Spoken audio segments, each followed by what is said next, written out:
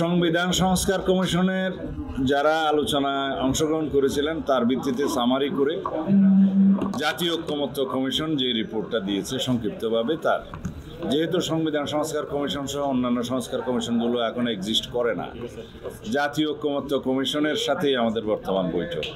এই ৭০ অনুচ্ছেদে ওনারা যে কাগজটা দিয়েছিলেন তাতে তাদের বক্তব্য ছিল যে আস্থা ভোট, অর্থ বিল এবং সংবিধান সংশোধন সংক্রান্ত বিল, এই তিনটা বাদে বাকি সমস্ত বিষয়ে জাতীয় সংসদে সংসদ সদস্যরা স্বাধীন থাকবেন মতামত ব্যক্ত করার ক্ষেত্রে, ভোট দেওয়ার ক্ষেত্রে।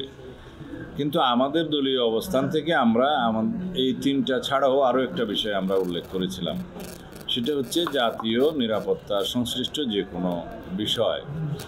কারণ রাষ্ট্রে যদি কোনো কারণে দুর্ভাগ্যক্রমে যুদ্ধ অবস্থা থাকে, অন্য রাষ্ট্রের সাথে যুদ্ধ হয়, তখন জাতীয় সংসদে অবশ্যই সেই বিষয়টি ঐক্যমত্যের ভিত্তিতে কোনো সিদ্ধান্ত নিতে হয়। এমনকি পৃথিবীর একটা ওয়াইড প্র্যাকটিস হচ্ছে এই সমস্ত ক্ষেত্রে যুদ্ধ পরিস্থিতির সময় শুধু সরকারি দল নয়, সমস্ত দলের, বিরোধী দলের সমস্ত প্রতিনিধি নেতৃবৃন্দদেরকে নিয়ে সরকারি উদ্যোগে সবার সাথে আলোচনা করেই সেই বিষয়ে সিদ্ধান্ত নিতে হয়।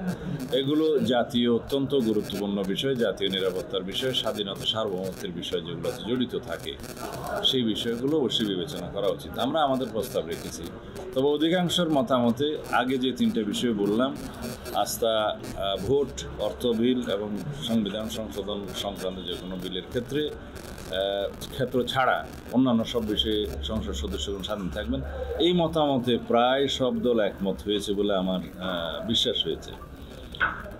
কেউ কেউ অবশ্য সংবিধান সংশোধনের বিলটা বাদ দিতে চান, সেটা বেশিরভাগ, সেটা কয়েকটা দলের।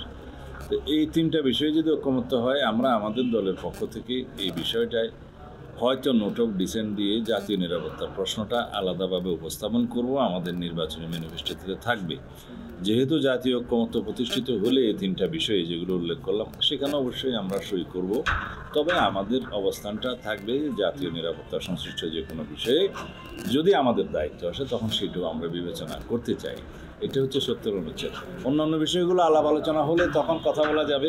এখন যাই। কিন্তু আজকের যে অর্থ বিলের কথা বলা হচ্ছে, আপনি বলুন কিটা কথা আজকে ওনারা যে কাগজ দিয়েছে, অর্থ বিল, আস্থা ভোট এবং সংবিধান সংশোধন সংক্রান্ত এই তিনটা বিষয় উল্লেখ করা আছে। এখানে রিজেন্টে আরেকটা বিষয় দেখলাম যে তত্ত্বাবধায়ক সরকারের অধীনে যে স্থানীয় সরকার নির্বাচন করা, সেই বিষয়টা এখানে এটা এখনো আলোচনায় আসেনি। যদি আপনারা জিজ্ঞেস করেন তাহলে আমি যদি ইন অ্যাডভান্স বলি, আমাদের দলের পক্ষ থেকে আমরা যেটা বলেছি যে আমরা স্থানীয় সরকার নির্বাচনটা কোনোভাবেই অন্তর্বর্তীকালীন সরকারের অধীনে হোক সেটা আমরা চাই না, এবং সেটাতে জাতীয় ঐক্যমত্য হয়নি কখনো। আর তত্ত্বাবধায়ক সরকারের মেয়াদ সংক্রান্ত এখানে একটা প্রস্তাব দেখেছি যেটা 4 মাস, এখানে আমাদের দলীয় অবস্থান হচ্ছে যেটা 3 মাস হওয়া উচিত। এবং অবশ্যই 4 মাস মেয়াদের মধ্যে কি জাতীয় সংসদ নির্বাচন ছাড়া স্থানীয় সরকার নির্বাচন হওয়া সম্ভব? এটা কি বাস্তবতা? বাস্তবতা নয়। তো সেই জন্য তত্ত্বাবধায়ক সরকারের মেয়াদ 3 মাস থাকাই উচিত, এবং স্থানীয় সরকার নির্বাচন তত্ত্বাবধায়ক সরকারের এখতিয়ারের মধ্যে না থাকাই উচিত। এটা আমাদের এই তিনটাতে আমরা একমত। এর বাইরে আমাদের আরেকটা বিষয় আছে, আমি বললাম জাতীয় নিরাপত্তা সংক্রান্ত বিষয়টি, সেটা আমরা উল্লেখ করব, আমাদের ম্যানিফেস্টোতে উল্লেখ থাকবে, আমাদের দলের পক্ষ থেকে উল্লেখ থাকবে। যদি আপনি শুনে বলছেন একটা ব্রড ইস্যু আর কি, যেহেতু জাতীয় নিরাপত্তা, সেখানে একটু সামারি করে একটু বলা যায় আমার একটু, মানে আপনার আসলে আমি ওখানে বলেছি যে জাতীয় নিরাপত্তা সংশ্লিষ্ট যে কোনো বিল যদি রাষ্ট্রে কোনো সময় যুদ্ধ অবস্থা হয়, অন্য কোনো রাষ্ট্রের সাথে যুদ্ধ পরিস্থিতির সৃষ্টি হয়, তখন অবশ্যই শুধু সরকারি দল নয়, বিরোধী দল সহ এবং যারা সংসদের বাইরে থাকে সেই সমস্ত দলের প্রধানদেরকেও ডেকে একটা ঐক্যমত্যের ভিত্তিতে জাতি সেই সমস্ত পরিস্থিতি মোকাবিলা করে। এটা ওয়ার্ল্ড প্র্যাকটিস, এখন সমস্ত দেশে আপনারা তাই দেখবেন যেখানে সমস্ত পরিস্থিতি আছে, সুতরাং এটা গণনা করা উচিত। তো যদি জাতীয় ঐক্যমত্যের মধ্যে এখানে এই বিষয়টা বিবেচিত না হয়, আমরা আলাদাভাবে সেটা আমাদের ম্যানিফেস্টোতে রাখবো। সেটা যদি আমাদেরকে জনগণ ম্যান্ডেট দেয় সেই ম্যানিফেস্টোর ভিত্তিতে তখন আমরা সেটা দেখব।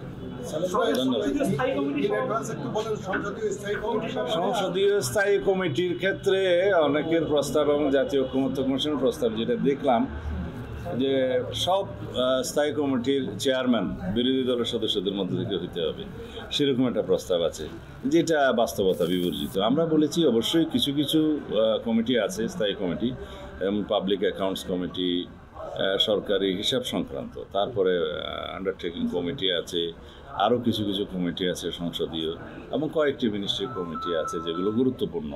এগুলো এখনও প্রথাগতভাবে কিছু কিছু স্থায়ী কমিটির চেয়ারম্যান বিরোধী দলের পক্ষ থেকে হয়, কিন্তু সকল কমিটির প্রধান যদি বিরোধী দলের পক্ষ থেকে হয় চেয়ারম্যান, তাহলে সরকার তার কার্য পরিচালনায় সবসময় বাধাগ্রস্ত হবে, এটা কার্যকর সরকার থাকবে না। সেটা আমরা বলবো আমাদের প্রস্তাবে আছে। তবে অবশ্যই কিছু কিছু স্থায়ী কমিটির সভাপতি বিরোধী দলীয় সদস্যদের মধ্য থেকে হবে, সেই প্রস্তাব আমাদেরও আছে। কোন কোনটা হবে সেটা পরে সেটা দীর্ঘ আলোচনা, সেটা নারী আসন বিকেলবেলা হবে আলোচনার পরে, সেটা দীর্ঘ আলোচনা আছে। হ্যাঁ, তত্ত্বাবধায়ক সরকারের মেয়াদ 3 মাসের মধ্যে আছি আমরা। এটা বিকেলের মধ্যে আলোচনা হোক, তারপরে। ধন্যবাদ।